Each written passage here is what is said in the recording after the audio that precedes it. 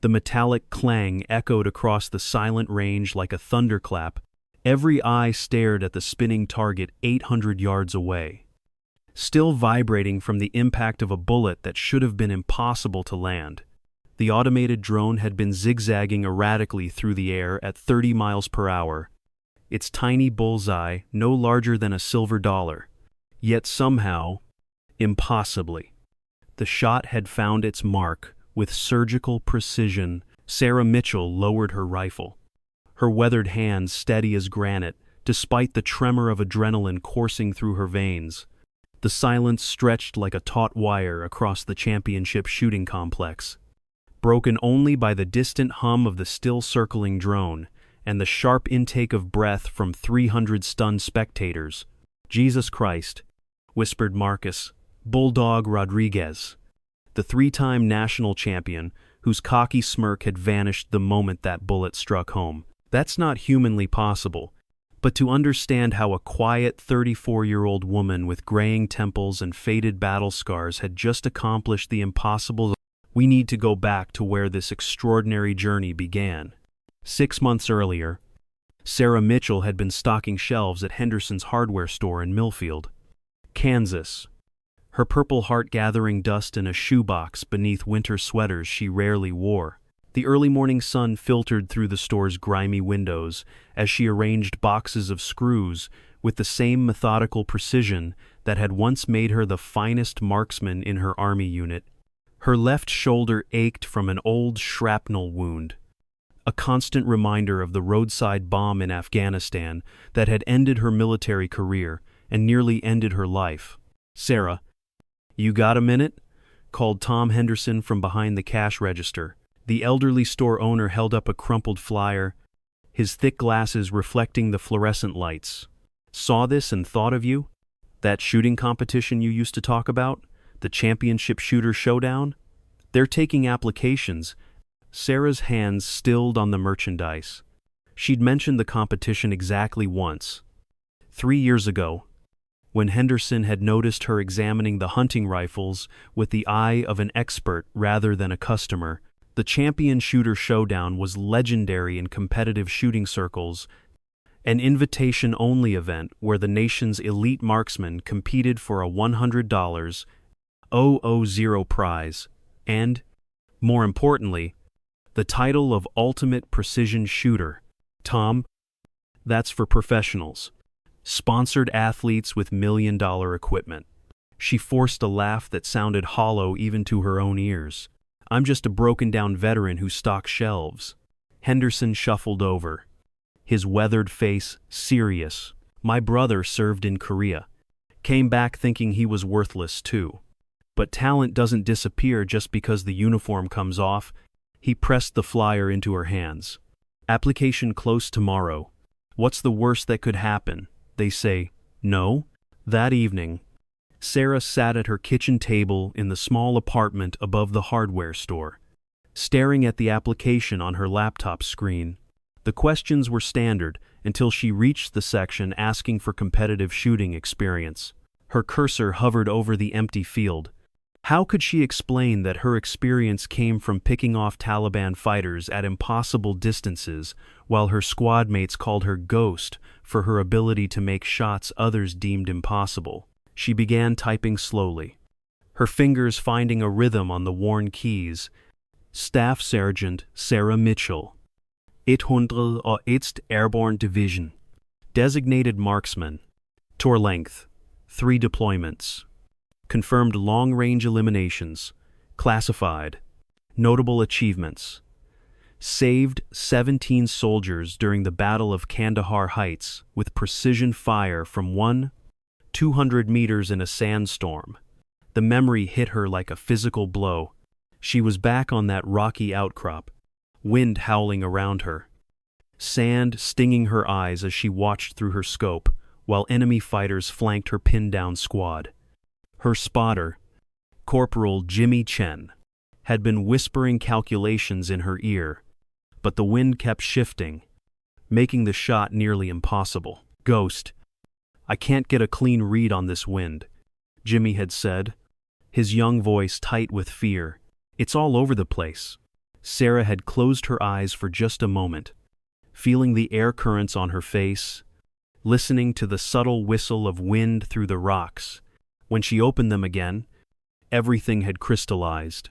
The shot, the angle, the moment when the wind would pause for exactly half a heartbeat.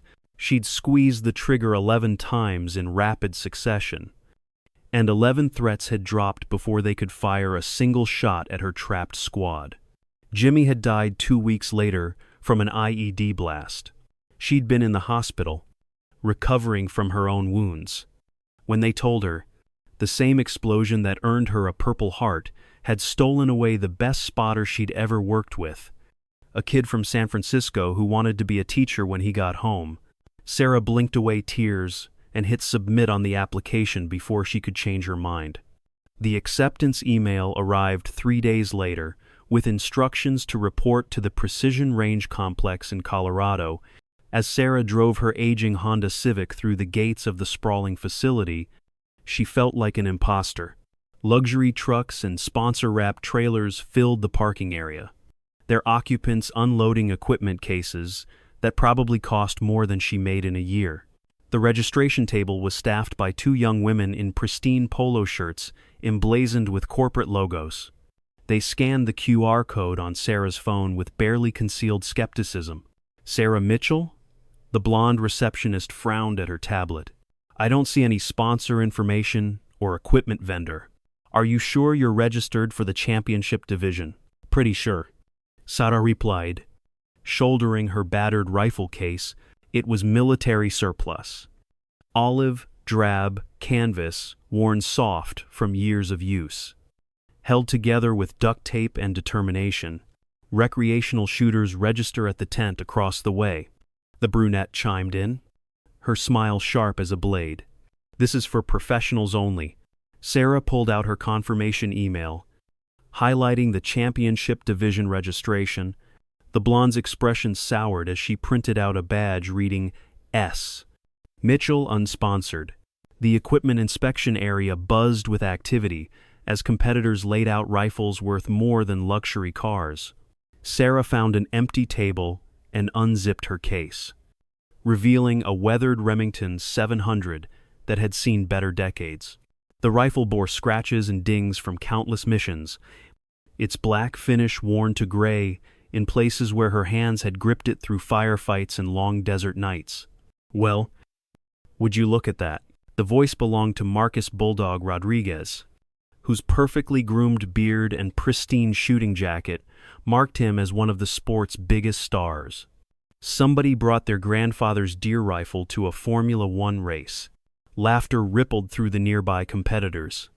Rodriguez commanded attention wherever he went, his larger-than-life personality having earned him television endorsement deals and a signature line of precision rifles. He stood 6'4" with the build of a linebacker and the swagger of a man who'd never met a challenge he couldn't dominate. That thing probably couldn't hit a barn if you were standing inside it, sneered Trevor Blackwood, Rodriguez's protege and the current rising star of competitive shooting. At 28, Blackwood had already collected every major tournament victory except this one, and his arrogance exceeded even his considerable skill. Sarah continued setting up her equipment, checking her scope adjustments with the calm efficiency of someone who'd performed this ritual under enemy fire. She'd learned long ago that words were wind, but precision was permanent. Hey, lady. Rodriguez stepped closer, his voice carrying across the inspection area. You sure you're in the right place? The amateur division is right where I need to be. Sarah interrupted quietly, not looking up from her rifle. Unless there's some rule against women competing? Rodriguez's face reddened. It's not about being a woman.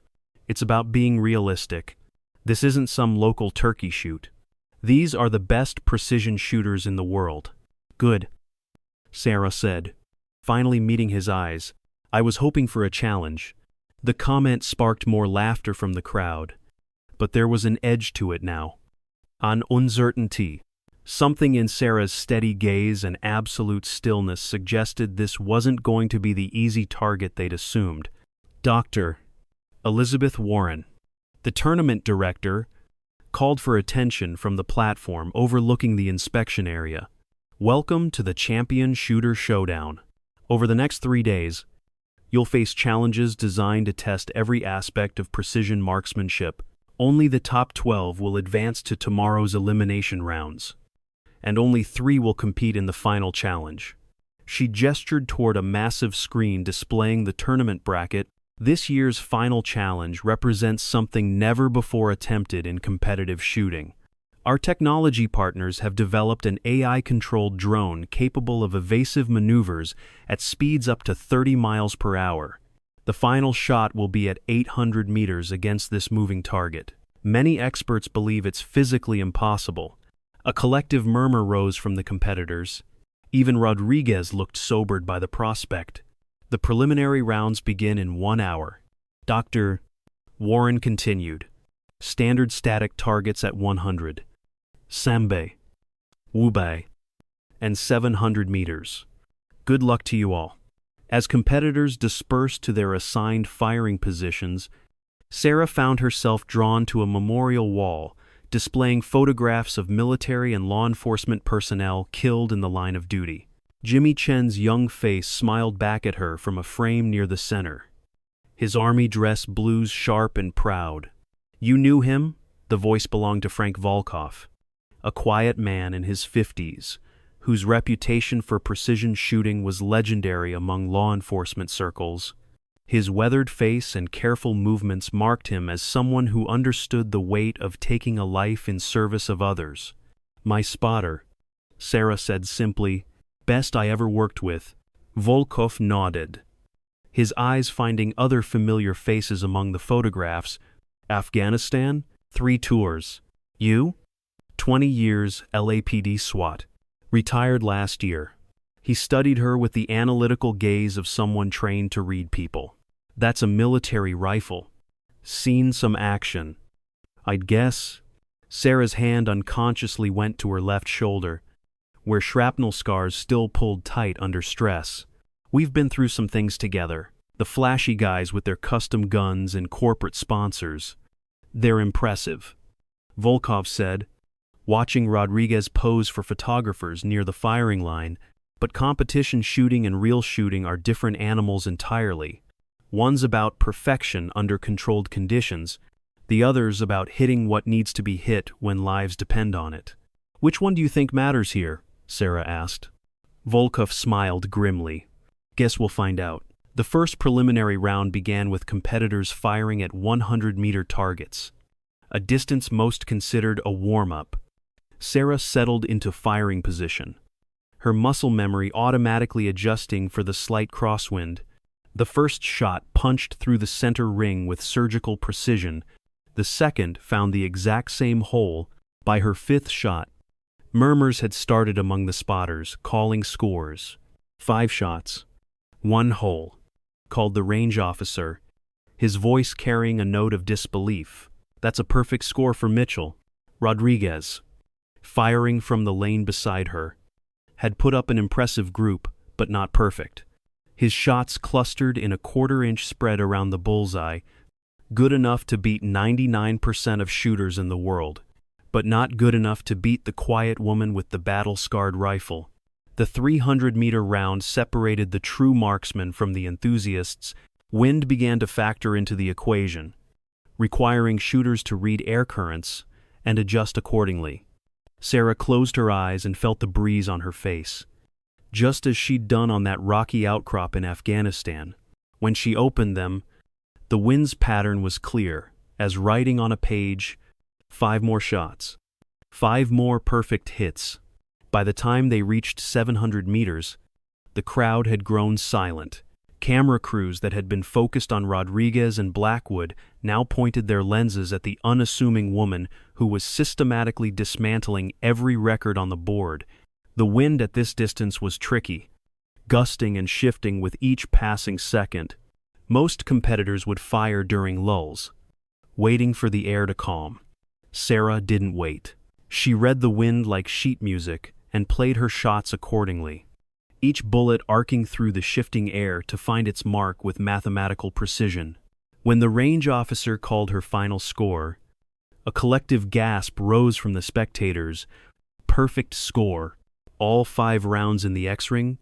She was the only competitor in the history of the tournament to achieve perfect scores at all 4 preliminary distances. That evening, the hotel bar buzzed with conversation about the mysterious newcomer who dominated the first day.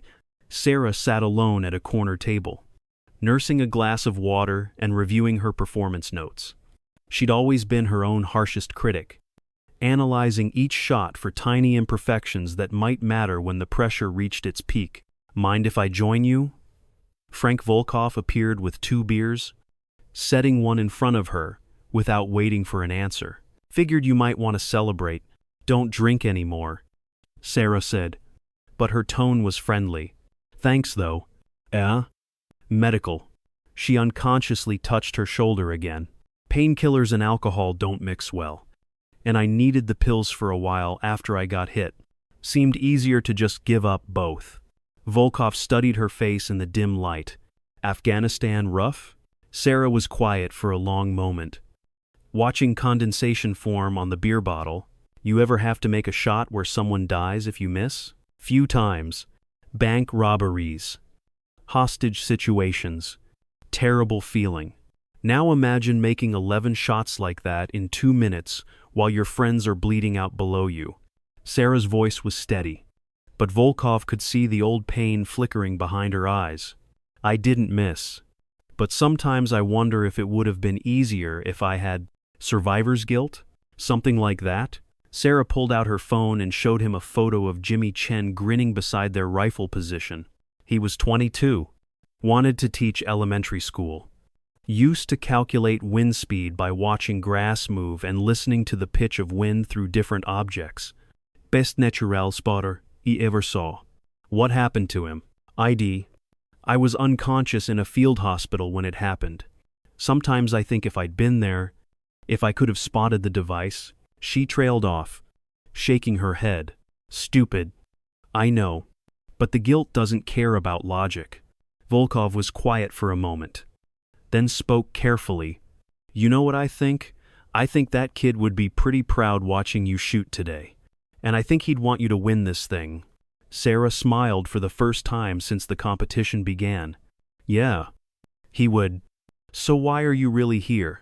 It's not about the money." Sarah looked around the bar, noting how other competitors gave her a wide berth, uncertain how to process what they'd witnessed on the range. "I've been invisible for 3 years, working retail, keeping my head down, trying to forget I was ever good at anything. But today, for the first time since I got hurt, I felt like myself again.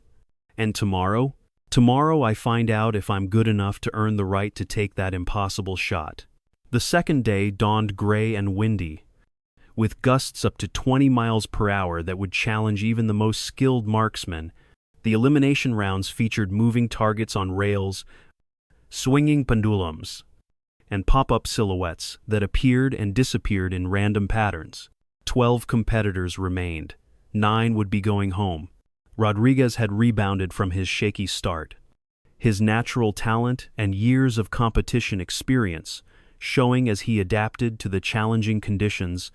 Blackwood shot with mechanical precision, his youth and perfect vision giving him advantages that experience couldn't match, but Sarah remained untouchable, reading wind patterns like prophecy and timing her shots to the millisecond.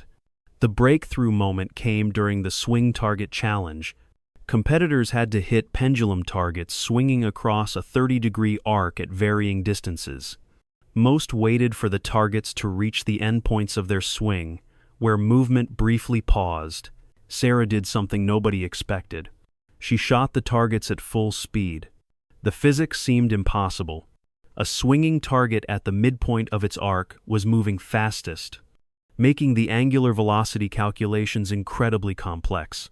But Sarah had spent years shooting at moving vehicles, running insurgents, and objects tumbling through the air after explosions. She knew movement like others knew stillness. How the hell is she doing that? Blackwood whispered to Rodriguez as Sarah cleanly picked off her fifth swinging target without waiting for any pause in movement. Rodriguez's jaw was tight with concentration. I have no idea, but if she keeps shooting like that, neither of us is making the finals. The range officer's voice boomed across the facility. Final elimination scores. Advancing to tomorrow's championship round are Rodriguez, Blackwood, and Mitchell. As competitors packed their equipment, the atmosphere grew thick with tension. Sarah had not only made the finals, she'd done it while making some of the most difficult shots anyone had ever witnessed. Camera crews swarmed around her. But she deflected interviews with polite but firm refusals. Not much to say. I just try to hit what I'm aiming at. Doctor. Warren approached as Sarah cleaned her rifle. Remarkable shooting. Sergeant Mitchell. I did some research after yesterday's performance. Your military record is quite impressive. Sarah's hands stilled on the cleaning rod. Her service record was supposed to be classified. I have security clearance from my previous research with the Defense Department. Dr. Warren continued. Operation Kandahar Heights. 11 confirmed eliminations at 200 meters in a sandstorm. Is it true you had no wind measurement equipment? My spotter was good at reading conditions, Sarah said quietly. According to the after-action report, Corporal Chen was wounded early in the engagement. You made those shots without a spotter. Sarah reassembled her rifle with mechanical precision, not meeting Dr. Warren's eyes. Sometimes you do what you have to do. The final challenge tomorrow. The drone target. Do you think it's possible? For the first time, Sarah looked directly at the tournament director. I've shot at faster targets. That night, Sarah walked the empty range under starlight, her footsteps echoing off the concrete. The massive screen displaying tomorrow's final challenge glowed in the darkness, showing computer simulations of the AI-controlled drone's evasive flight patterns. The bright yellow target painted on its belly looked impossibly small against the night sky. Her phone buzzed with a text from Tom Henderson, watching the live stream. Half the town's gathered at Murphy's bar cheering you on. Jimmy would be proud. Sarah smiled, then typed back, "Tell them I'm just getting started." She found herself at the memorial wall again, Jimmy's young face looking back at her in the moonlight. Wish you were here? Jimmy. This shot's going to need the best spotter who ever lived. She touched the frame gently. Guess I'll have to do both jobs myself. Can't sleep either? Frank Volkov emerged from the shadows, his competition jacket replaced by a simple sweater, too keyed up. Tomorrow's going to be something else. You nervous? Sarah considered the question seriously. Not nervous. Excited. Maybe. I haven't felt this alive since I got out of the army. Rodriguez and Blackwood are good shooters. Volkov warned. They'll bring their A game tomorrow. I'm counting on it. Sarah's eyes found the drone simulation screen. I didn't come this far to lose to someone who's not giving their best effort. You know what makes you different from them? What's that? They're shooting for glory. You're shooting for something bigger. Sarah nodded slowly. Jimmy used to say that every shot tells a story. The trick is making sure it's the story you want to tell. The final day arrived with perfect weather conditions. Light winds, clear skies, and temperatures in the comfortable 70s. The grandstands were packed with spectators, media crews, and industry professionals who'd come to witness either a new champion crowned or an impossible shot attempted. Dr. Warren explained the final challenge format. Each competitor would have 3 attempts at the moving drone target. The drone would fly in unpredictable patterns at varying speeds and altitudes.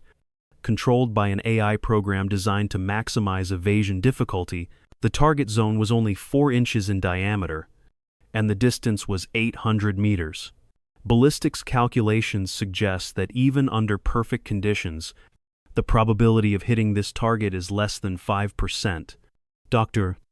Warren announced, if no one hits the target, the winner will be determined by closest miss. Rodriguez went first. his massive custom rifle, equipped with every technological advancement money could buy. The drone launched and began its erratic dance across the sky, zipping left and right in patterns that seemed to defy physics.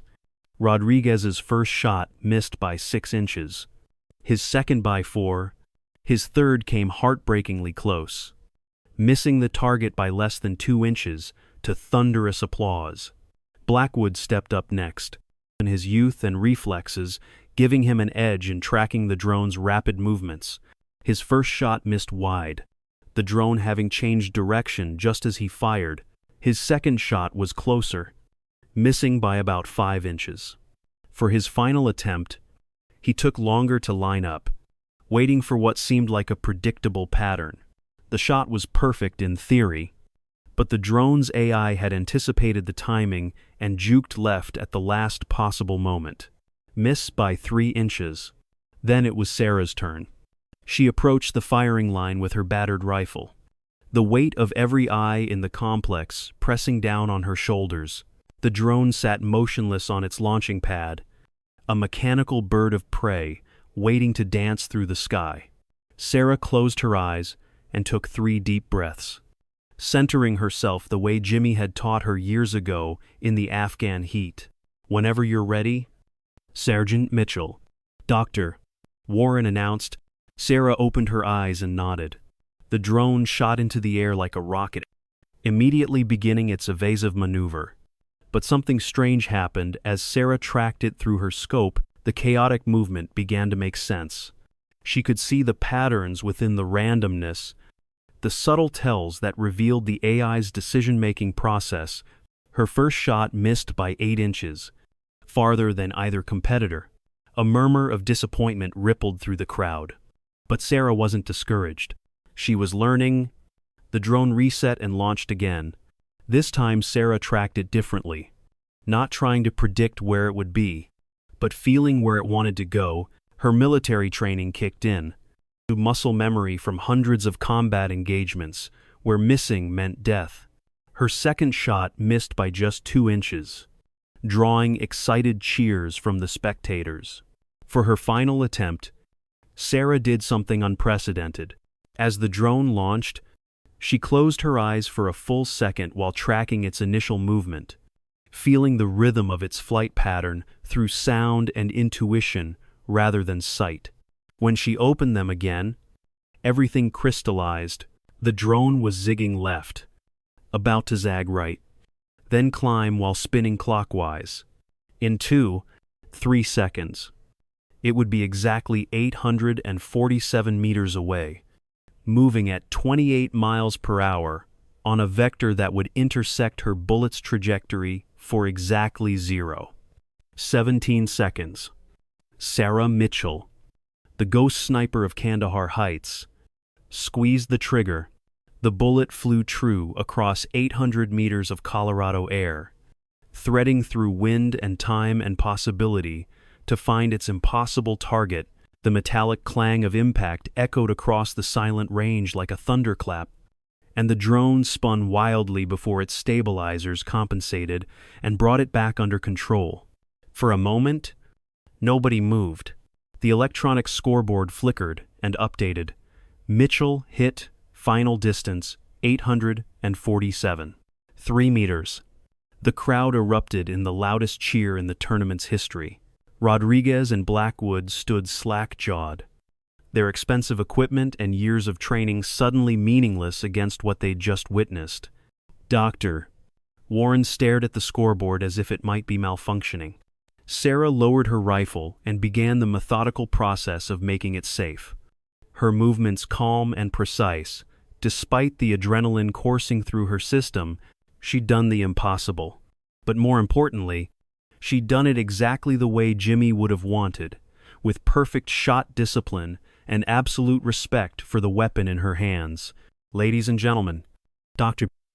Warren's voice boomed over the cheering crowd. "For the first time in tournament history, we have a confirmed hit on the impossible shot. Your champion shooter showdown winner, Staff Sergeant Sarah Mitchell." As photographers surged forward and reporters shouted questions, Sarah found herself thinking not of victory but of a young soldier who died too soon and too far from home. She touched her shoulder where the shrapnel scars pulled tight and whispered, "That one was for you, Jimmy." Frank Volkov was the first to reach her, his weathered face split by an enormous grin. "How the hell did you do that?" Sarah smiled, the weight of 3 years' worth of self-doubt finally lifting from her shoulders. "I stopped trying to shoot at where it was and started shooting at where it needed to be." Rodriguez approached next, his earlier arrogance replaced by genuine respect. "I owe you an apology. That was the most incredible shooting I've ever seen in my life." "No apology needed," Sarah replied, extending her hand. "You pushed me to be better. That's what competition is supposed to do." As the crowd began to disperse and the media attention shifted to interviews and analysis, Sarah found herself alone for a moment at the memorial wall.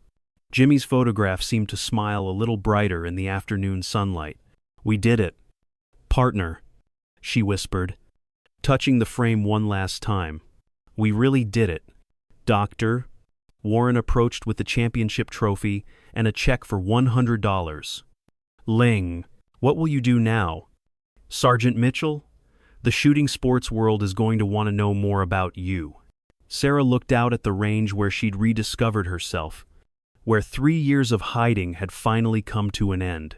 "I think I'll start by giving Tom Henderson a raise, then maybe see about getting back into the job I was born to do, which is making impossible shots when they matter most."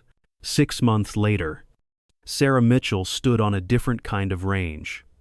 This one belonging to the FBI's Hostage Rescue Team training facility.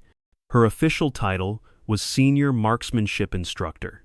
But the agents she trained had already started calling her Ghost after hearing stories of her tournament victory and military service.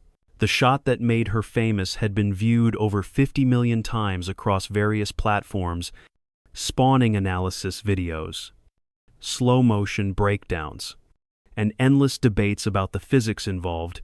Shooting equipment manufacturers lined up to sponsor her, but Sarah remained loyal to her battle-scarred Remington, the rifle that had carried her through war and back to herself.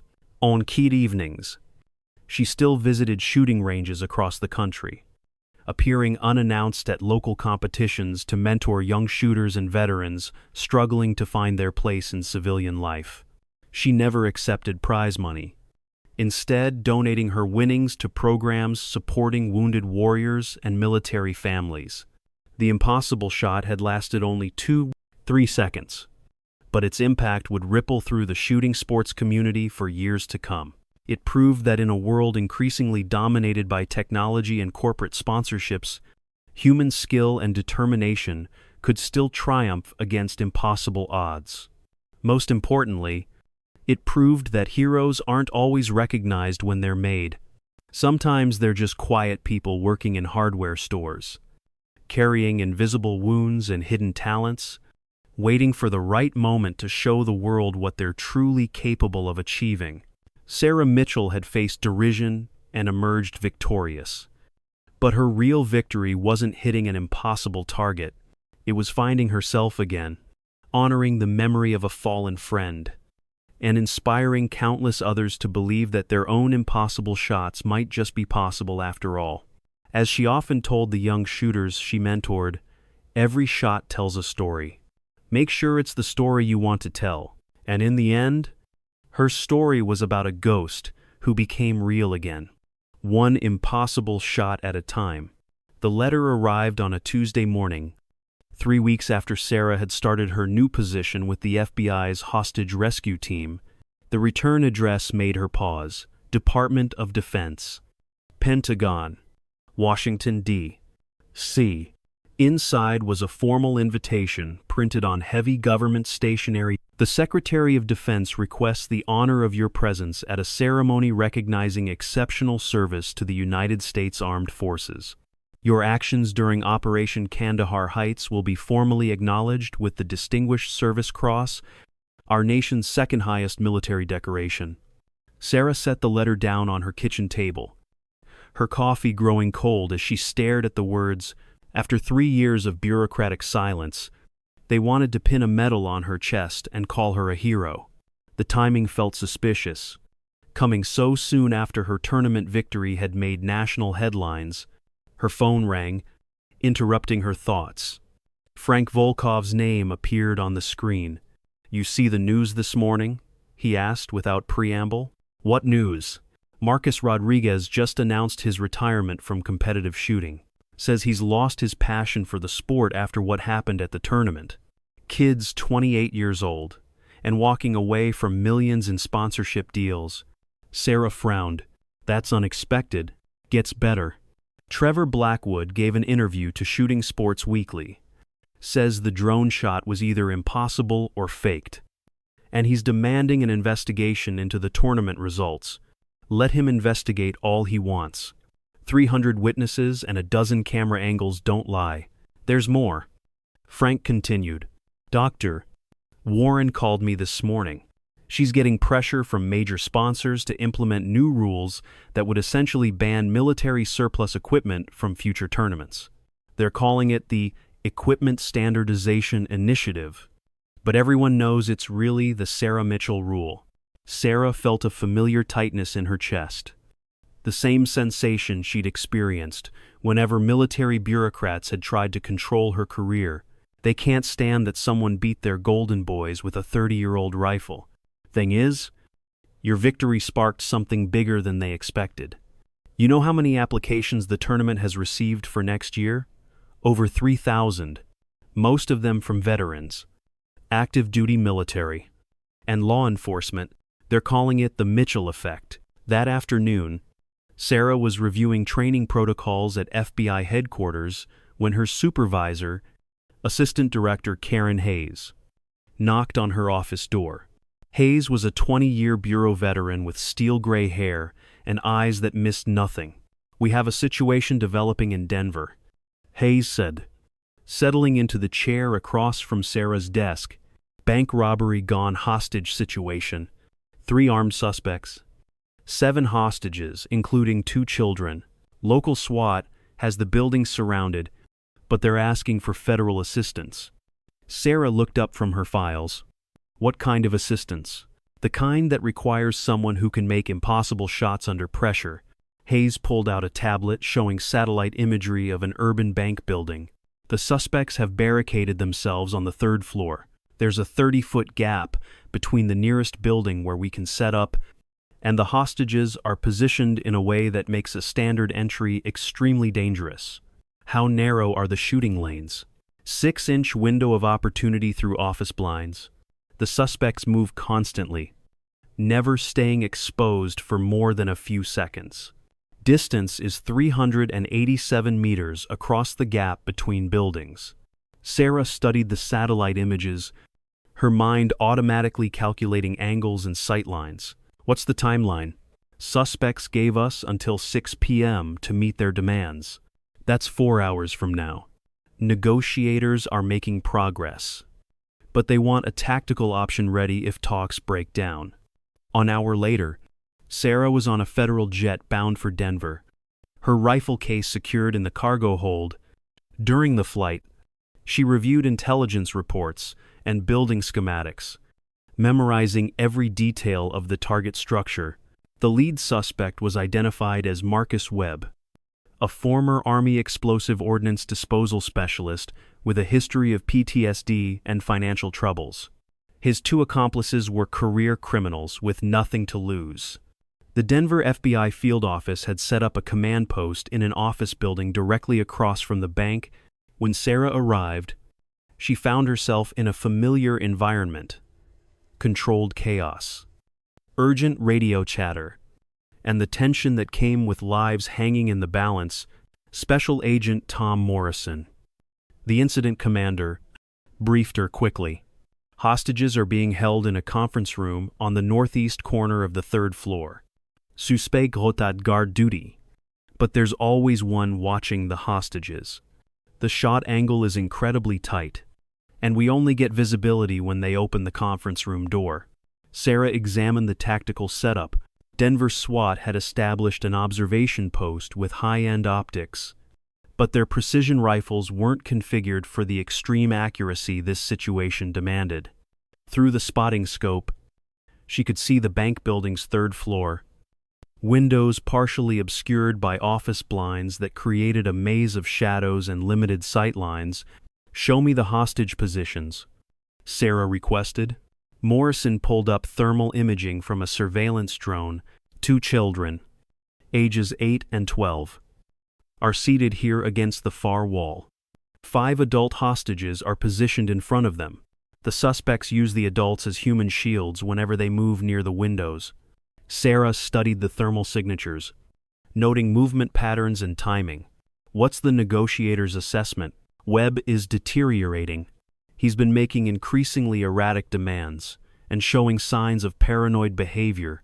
His military background makes him tactically aware, but his mental state is becoming unstable." As if summoned by their conversation, Webb's voice crackled over the negotiator's radio. "I know you people are setting up some kind of shot. I was EOD for 6 years. I know how this works. But if I see so much as a rifle barrel, the kids die first." Sarah felt ice in her veins. This was exactly the scenario that had played out in Afghanistan, where split-second decisions meant the difference between saving lives and losing them. She moved to the window and assembled her rifle, the familiar weight and balance centering her thoughts. "What's your assessment?" Morrison asked. "Possible, but extremely difficult. The angle is tight, visibility is limited, and the suspect knows we're here. If I miss or if he sees the shot coming, people die. And if we don't try?" Sarah looked through her scope at the bank building, where 7 innocent people waited for someone to save them. "Then people definitely die."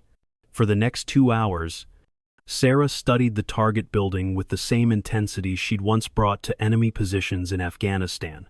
She learned the rhythm of the suspect's movements, the way shadows fell through the office blinds, and the precise timing of door openings that might provide a shot opportunity. At 4:30 p.m., the situation deteriorated rapidly.